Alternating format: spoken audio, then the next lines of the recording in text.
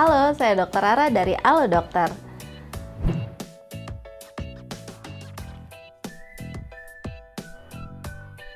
Sebelum saya jelaskan, ada baiknya untuk pahami dulu nih, kalau tubuh secara alami akan membentuk antibodi untuk melindungi tubuh saat penyebab infeksi seperti bakteri atau virus termasuk virus corona masuk ke dalam tubuh. Nah, rapid test antibodi ini bermanfaat untuk memeriksa apakah tubuh membuat antibodi untuk melawan suatu penyebab infeksi. Dalam hal ini, alat yang digunakan adalah yang dibuat khusus untuk mendeteksi antibodi terhadap virus corona. Caranya adalah dengan mengambil sampel darah yang kemudian diteteskan ke alat rapid test, lalu ditetesi lagi dengan bahan preaksi atau reagen. Hasilnya relatif cukup cepat, paling cepat bisa keluar dalam waktu 30-60 menit. Biayanya juga cenderung lebih terjangkau. Pemerintah telah menetapkan batas tarif rapid test antibodi di angka Rp150.000. Tapi hal ini juga tergantung dengan kebijakan masing-masing laboratorium ya. Kalau hasilnya reaktif, itu artinya orang yang diperiksa kemungkinan pernah atau sedang terinfeksi virus corona. Tapi kalau hasilnya non-reaktif, artinya kemungkinan saat ini orang tersebut tidak atau belum memiliki antibodi terhadap virus corona, atau bisa saja orang tersebut sudah terinfeksi virus corona, tapi pada saat dilakukan tes, kondisinya masih dalam masa inkubasi, sehingga tubuhnya belum membentuk antibodi spesifik untuk melawan virus corona. Jadi, kalaupun hasilnya non-reaktif, pemeriksaan rapid test ini perlu diulang sekali lagi 7-10 hari setelahnya. Selama menunggu pun, kamu tetap dianjurkan untuk melakukan isolasi mandiri selama 14 hari meski nggak merasakan gejala apapun dan merasa sehat. Tapi kalau hasilnya reaktif, nggak perlu langsung panik juga ya. Soalnya saat ini kebanyakan alat rapid test antibodi yang ada memang belum memiliki spesifisitas yang tinggi. Maka bisa saja antibodi yang terdeteksi merupakan antibodi untuk melawan virus corona jenis lain yang sudah lebih dulu ada dan bukan penyebab COVID-19. Nah, biasanya untuk memastikan kembali hasil reaktif dari rapid test antibodi akan dianjurkan untuk tes lagi nih lewat tes PCR yang nanti akan saya jelaskan lebih lanjut.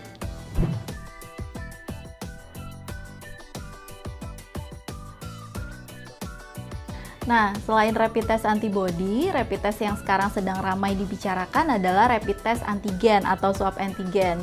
Waduh, apalagi nih, tadi antibodi, sekarang antigen. Oke, kalau tadi antibodi adalah zat dalam sistem imunitas tubuh yang berfungsi untuk melawan penyebab penyakit tertentu. Nah, antigen ini merupakan suatu zat atau benda asing, misalnya racun, kuman, atau virus yang bisa masuk ke dalam tubuh dan menyebabkan penyakit. Salah satunya virus corona atau dalam hal ini SARS-CoV-2. Saat masuk ke dalam tubuh, sistem imunitas akan bereaksi untuk melindungi tubuh dari antigen tersebut dengan cara membentuk zat kekebalan tubuh atau antibodi yang tadi sudah kita bahas.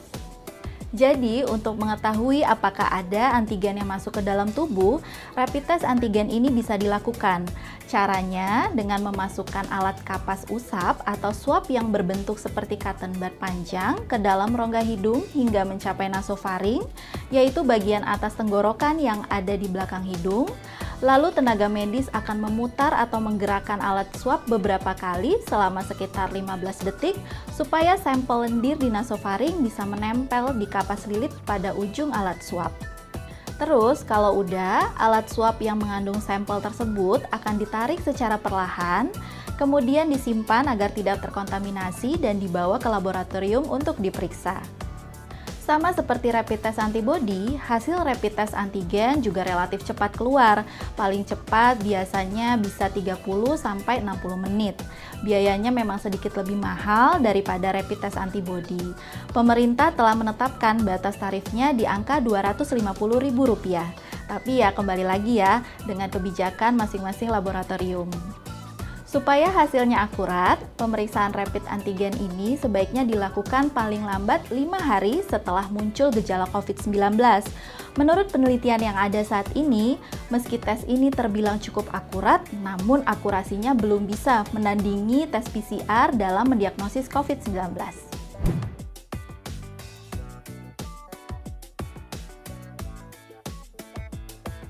PCR atau Polymerase Chain Reaction adalah jenis pemeriksaan untuk mendeteksi ada atau tidaknya materi genetik dari sel, bakteri, atau virus. Jadi gini, setiap sel, termasuk bakteri atau virus, punya material genetik yang berupa DNA dan RNA. DNA dan RNA ini akan dideteksi oleh PCR melalui teknik amplifikasi atau perbanyakan untuk membantu mendiagnosis penyakit yang disebabkan oleh virus atau bakteri tersebut, termasuk virus SARS-CoV-2 penyebab COVID-19. Cara pemeriksaannya mirip dengan rapid test antigen tadi, yakni dengan mengambil sampel lendir dari hidung atau tenggorokan melalui proses swab. Tingkat akurasi tes PCR ini umumnya cukup tinggi, tapi untuk mendapatkan hasilnya memang perlu waktu yang cukup lama, yaitu sekitar 1-7 hari. Hasilnya akan menunjukkan positif atau negatif. Biayanya pun bisa dibilang nggak murah, paling mahal bisa mencapai Rp900.000 mengikuti batas tarif yang telah ditetapkan oleh pemerintah. Meskipun sekali lagi di tiap laboratorium mungkin bisa berbeda-beda. Mungkin ada yang bertanya-tanya ya, aman nggak sih pemeriksaan ini? Kalau melihat orang-orang yang menjalani swab test ini kok kayaknya kesakitan banget. Selama dilakukan oleh tenaga medis dan sesuai dengan prosedur yang ada, tes ini umumnya aman dilakukan kok dan nggak menyisakan efek samping berbahaya. Meski memang saat dilakukan pengambilan sampel dengan alat swab bisa timbul rasa nggak nyaman di hidung, tapi biasanya keluhan tersebut akan segera hilang dengan sendirinya dalam waktu yang cukup singkat. Tes PCR ini biasanya direkomendasikan untuk orang yang mengalami gejala COVID-19 seperti batuk, pilek, demam, terganggunya indera penciuman, serta sesak nafas. Terlebih kalau orang tersebut pernah ada riwayat kontak langsung, baik secara fisik maupun jarak dekat dengan pasien COVID-19.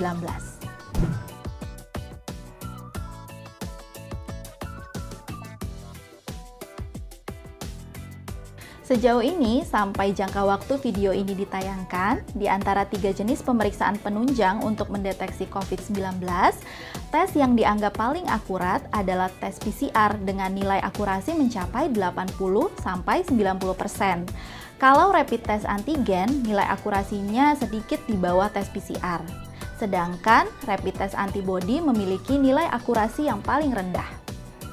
Nah, kalau mau melakukan rapid test antibody maupun antigen ya boleh-boleh saja kok. Tapi perlu diingat, kalau kedua rapid test tersebut hanya bersifat penyaring atau yang kita kenal sebagai screening. Dengan kata lain, rapid test antibody dan antigen belum bisa dikategorikan sebagai pemeriksaan diagnostik untuk menegakkan diagnosis apakah kamu memang terkena COVID-19 atau tidak. Sampai saat ini, pemeriksaan diagnostik yang dianjurkan oleh Badan Kesehatan Dunia atau WHO untuk mendiagnosis COVID-19 adalah tes swab PCR.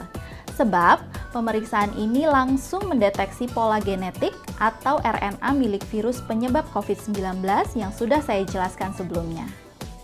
Jika rapid test antibody maupun antigen menunjukkan hasil reaktif, kamu dianjurkan untuk melakukan tes PCR untuk memastikan apakah kamu benar terkena COVID-19 atau tidak.